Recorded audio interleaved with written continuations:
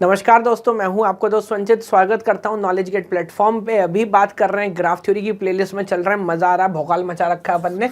और last video में हमने बात की थी कट सेट की या एज कनेक्टिविटी की इन टर्म्स ऑफ एजेस। अभी दोबारा एफर्ट करेंगे but in terms of vertex. तो बेसिक एजेंडा भी आप जानते हो। आइडिया ये है कि अगर ग्राफ पहले से कनेक्टेड है, हम थोड़ा सा एनालिसिस करना चाहते हैं कितने अच्छे तरीके से कनेक्टेड है और वो कैसे पता लगा रहे हैं, उसको डिस्कनेक्ट करने की कोशिश करके। अभी लास्ट वीडियो में हमने क्या किया, एजेस रिमूव किए थे। अभी क्या करेंगे, उस आइडिया को बिल्कुल चेंज कर देते हैं और इस बार क्या करेंगे, इस बार वर्टेक्स रिमूव करके देखेंगे। तो अगर किसी ग्राफ से हम कुछ वर्टेक्स रिमूव करते हैं तो क्या वर्टेक्स रिमूव करने से भी ग्राफ डिस्कनेक्ट हो सकता है, ये अंडरस्टैंडिंग है। एक बात जो पहले से आपको क्लियर कर दूं, वो क्या कि जब हम एज रिमूव करते हैं ना, सिर्फ एज रिमूव होता है, लेकिन जब हम वर्टेक्स रिमूव करते हैं तो क्या बिना वर्टेक्स के हवा में एज उड़ती रह सकती है क्या? नहीं। तो उससे एसोसिएटेड जितनी एजेस है वो भी रिमूव हो जाती हैं। तो उदाहरण के लिए मान लीजिए somebody's टारगेट वर्टेक्स नंबर 5 की इस वर्टेक्स को हटा दो, तो अगर ये वर्टेक्स जाएगा ना सर, तो अपने साथ ई एफ जी एच ये चारों एजेस भी लेके जाएगा। ये बात ध्यान रखनी है, ठीक। तो मैं सीधे मुद्दे पे आता हूँ, डेफिनेशंस बाद में स्टडी करते रहेंगे, उसकी हम खास वैल्यू करते भी नहीं यहाँ पे, आप जानते हो। सो देयर यू सी, पहला एफर्ट किया जा रहा है कट सेट का 5 और 3। आर्ग्यूमेंट ये है कि अगर वर्टेक्स नंबर 5 और वर्टेक्स नंबर 3 हटा दिया जाए, ये ग्राफ डिस्कनेक्ट हो जाएगा। आप बताइए वैलिड है कि नहीं? सर 1 वाला ऑलरेडी यहाँ पर है, ऊपर से कनेक्शन बना के प्रॉपर तरीके से मैं घूम जाऊंगा और ये हटाओगे तो आधा ग्राफ तो वैसे ही साफ हो जाना है। बट अगेन पॉइंट ये नहीं कितना हिस्सा गया, पॉइंट ये जो बचा क्या वो कनेक्टेड है? हाँ वो कनेक्टेड है। सो ये वैलिड कट सेट नहीं है, this is invalid. What about 6? कोने से पेंडेंट वर्टेक्स हटा रहा है। अभी आप इसको हटाओगे तो 6 जाएगा और 6 से एसोसिएटेड एज आई भी जाएगा, लेकिन फिर वो ये जो बचेगा काइंड ऑफ व्हील ग्राफ है ना, ये भी कनेक्टेड होगा। तो बचा हुआ कंपोनेंट बीच से मारो, कोने से मत मारो। So again this is not valid, this is invalid. Mood खराब हो रहा है, बार बार इनवैलिड आ रहे हैं। आगे देखते हैं ये क्या है, 5 and 2। Does that make sense? 5 and 2, yes it does. क्या 5 और 2 के जाने से ग्राफ डिस्कनेक्ट होगा? हो तो जाएगा, बिकॉज ये बीच का सब कचरा जाएगा, ये सब चला जाएगा, 6 अलग रह जाएगा, a kind of isolated vertex with a degree 0। और ये 1, 4 और 3 ये पूरी कहानी अलग रह जाएगी। लेकिन यहाँ दूसरा मसला क्या, ऑप्टिमैलिटी। भाई जब तुम 5 और 2 हटा रहे हो तो 5 की क्या जरूरत थी? अकेले 2 से भी तो काम हो सकता था, इजंट इट? मैं दोबारा याद दिला रहा हूँ, कोई भी cut set valid cut set तब कहलाएगा पहले तो उन वर्टेक्स के जाने के बाद ग्राफ डिस्कनेक्ट हो, दूसरी बात उसका कोई प्रॉपर सबसेट कट सेट ना हो, इसका एक प्रॉपर सबसेट 2 एक वैलिड और ऑप्टिमल कट सेट है, तो ये भी वैलिड नहीं होगा। अब डेफिनेशन पढ़े देता हूं। In a connected graph G, a cut set is a set of vertex whose removal from G leaves G disconnected.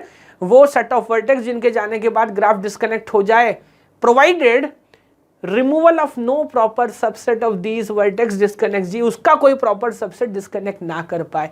सो बड़ी इंपॉर्टेंट बात थी, इसको हल्के में नहीं ले सकते थे। यस तो ये गड़बड़ कर दिया इसने 5 और 2।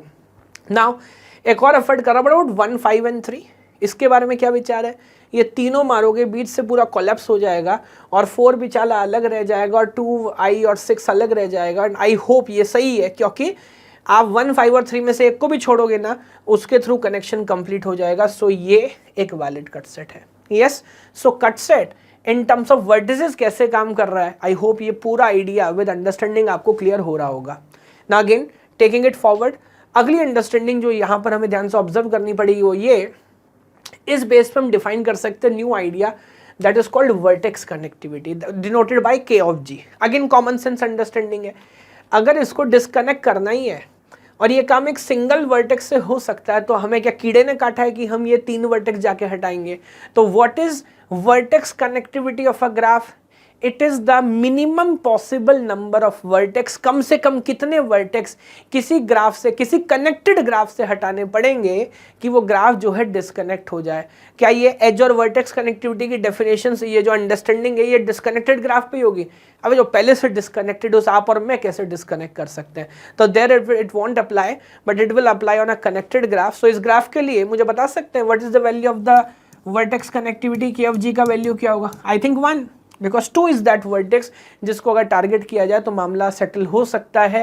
And again this is very very important thing, वो ग्राफ जिसमें वर्टेक्स कनेक्टिविटी 1 होती है और वो वर्टेक्स जिसकी वजह से 1 है, that is known as articulation point. Copy पे लिख लो एक बार, स्पेलिंग भी देख लेना। आर्टिकुलेशन पॉइंट गड़बड़ ना हो, वो एज ब्रिज था, वो वर्टेक्स आर्टिकुलेशन पॉइंट, वो वर्टेक्स जो अगर क्या हर ग्राफ में आर्टिकुलेशन पॉइंट होगा? नहीं। क्या हर ग्राफ में ब्रिज होगा? नहीं। अगर ऐसा कोई एज है जिसके जाने से ग्राफ डिस्कनेक्ट हो रहा है, यानी कि एज कनेक्टिविटी 1 है तो ब्रिज होगा। अगर ऐसा कोई वर्टेक्स है, सिंगल वर्टेक्स, जिसके जाने से ग्राफ डिस्कनेक्ट हो रहा है, यानी कि वर्टेक्स कनेक्टिविटी 1 है तो आर्टिकुलेशन पॉइंट होगा। Let me take you to this homework again. इसको नीचे वाला कंपोनेंट तुम भर चुके, अभी भर के दिखाओ जरा। इधर कितना वर्टेक्स हटाना पड़ेगा? अब मेरे को कोई ट्रिक नजर आ नहीं रहा।